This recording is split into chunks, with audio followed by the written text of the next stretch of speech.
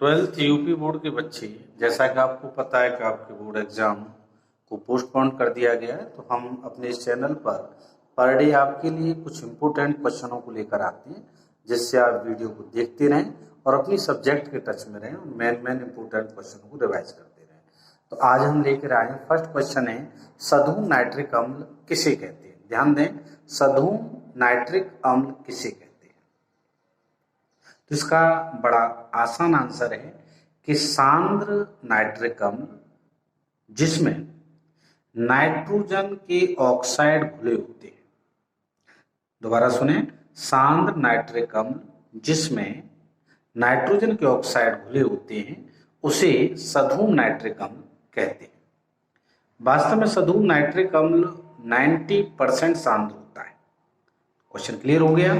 Next आपका जो question है कि हाइड्रोजन फ्लोराइड HF द्रव है, जबकि हाइड्रोजन क्लोराइड यानी HCl गैस है, क्यों? तो देखिए, ये क्वेश्चन बहुत आता है। HF द्रव है और HCl गैस है, क्यों?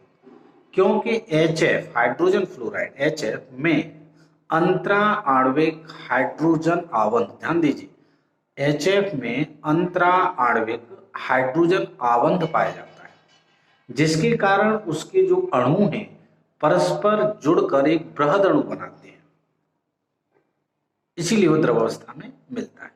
जबकि HCl में अंतः आणविक हाइड्रोजन बंध नहीं पाया जाता है, इसीलिए वो गैसीय अवस्था में पाया जाता है। तो ये क्वेश्चन आपका बिल्कुल क्लियर हो गया कि HF द्रव है क्योंकि उसमें अंतः आणविक हाइड्रोजन आवंत है और HCl में अंतः आणविक हाइड्रोजन आवंत नहीं पाया जाता है। Question clear. अगले नेक्स्ट क्वेश्चन बहुत इंपोर्टेंट, रेडॉन की खोज किसने की थी और इसका क्या उपयोग है? रेडॉन की खोज, ये उत्कृष्ट गैस है, इसकी खोज डॉर्न, ध्यान रखिए, डॉर्न नामक वैज्ञानिक ने की थी और कैंसर चिकित्सा में, कैंसर रेडियोथेरेपी चिकित्सा में इसका प्रयोग किया जाता है। क्लियर हो गया। अगला क्वेश्चन बहुत ही इंपॉर्टेंट कि उत्कृष्ट या अक्रिय गैस की जो इलेक्ट्रॉन बंधता है वो शून्य क्यों होती है? दोबारा सुन लें, उत्कृष्ट या अक्रिय गैसों की इलेक्ट्रॉन बंधता शून्य क्यों होती है? बहुत अच्छा क्वेश्चन है। तो आप आज इस छोटी सी वीडियो में हम लेकर आए हैं, तो इसका आप आंसर समझेंगे। अक्रिय गैसों का विन्यास पूर्ण होने के कारण, अक्रिय गैसों का विन्यास पूर्ण होने के कारण यह अत्यधिक स्थायी होता है, यह अत्यधिक स्थायी होता है। इस कारण इनमें इलेक्ट्रॉन ग्रहण करने की जो क्षमता है वो नहीं होती है, ये इलेक्ट्रॉन ग्रहण नहीं कर सकते हैं, इनकी क्षमता शून्य होती है, इसीलिए इनकी इलेक्ट्रॉन बंधता शून्य होती है। दोबारा सुन लीजिए, क्वेश्चन ये था, उत्कृष्ट गैस यानी अक्रिय गैस, उत्कृष्ट गैस या अक्रिय गैस की इलेक्ट्रॉन बंधता शून्य क्यों होती है? क्योंकि इनका जो विन्यास है वो पूर्ण होता है, पूर्ण रूप से कोश भरी होती हैं, पूर्ण रूप से भरी होती हैं, इसलिए स्थायी होता है। इस कारण इसमें इलेक्ट्रॉन ग्रहण करने की जो क्षमता है वो शून्य होती है, और इलेक्ट्रॉन ग्रहण करने की क्षमता इलेक्ट्रॉन बंधुता कहलाती है, इसीलिए उसकी इलेक्ट्रॉन बंधुता भी शून्य होती है। अगला क्वेश्चन है, उत्कृष्ट गैस के आयनन विभव के मान उच्च होते हैं, समझाइए। उत्कृष्ट गैसों की आयनन विभव के मान उच्च होते हैं, समझाइए। क्वेश्चन समझ गए? तो ये क्वेश्चन का आंसर आपको मिलेगा, क्योंकि उत्कृष्ट गैसों का भी आपको समझाया था, उत्कृष्ट गैसों का इलेक्ट्रॉनिक विन्यास जो होता है स्थायी होता है और पूर्ण होता है। इलेक्ट्रॉन उत्कृष्ट गैसों का जो इलेक्ट्रॉनिक विन्यास है वो स्थायी होता है और पूर्ण होता है, इसीलिए उसमें से इलेक्ट्रॉन को निष्कासित करने के लिए, ध्यान देना, इसीलिए उसमें से इलेक्ट्रॉन को निष्कासित करने के लिए अधिक ऊर्जा की आवश्यकता होती है, और अधिक ऊर्जा की आवश्यकता होती है, इसीलिए उत्कृष्ट गैसों का या अक्रिय गैसों का जो आयनन विभव है वो उच्च होता है। बात समझ में आ गई होगी। अक्रिय गैसों का आयनन विभव उच्च होता। क्लियर हो गया आपको?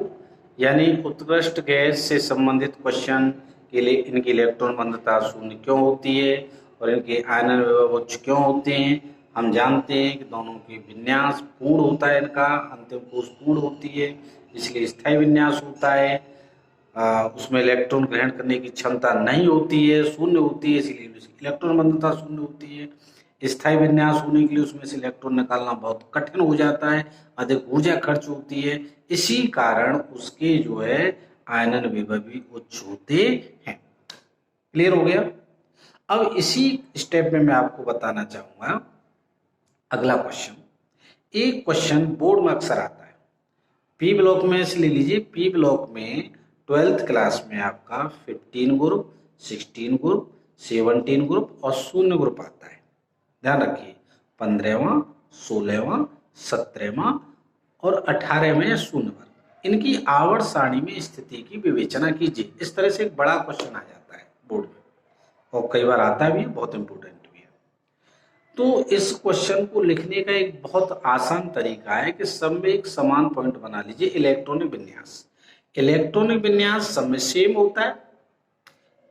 15 में आप चल रहे हैं तो लास्ट में 5 इलेक्ट्रॉन आएंगे, 16 में चलेंगे, 16वें वर्ग में चलेंगे तो 6 आएंगी, 17 में चलेंगे 7 आएंगे और 18वें में चलेंगे तो 8 0 आ जाएगा, उसका पूर्ण विन्यास हो जाएगा। एक पॉइंट ये हो गया कि इलेक्ट्रॉन विन्यास स्पष्ट है कि इनके अंतिम कोश में इतने इलेक्ट्रॉन सभी के में इतने आते हैं।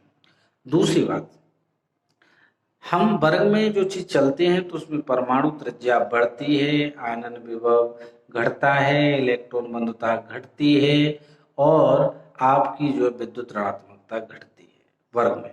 तो इस तरह से 3-4 पॉइंट हम बड़े आसानी से याद कर लेते हैं, कुछ उसके रासायनिक क्रियाओं के पॉइंट याद कर लेते हैं। तो इस तरह से लास्ट में हम एक पॉइंट ये दे देते हैं इस तरह का, समझना मेरी बात।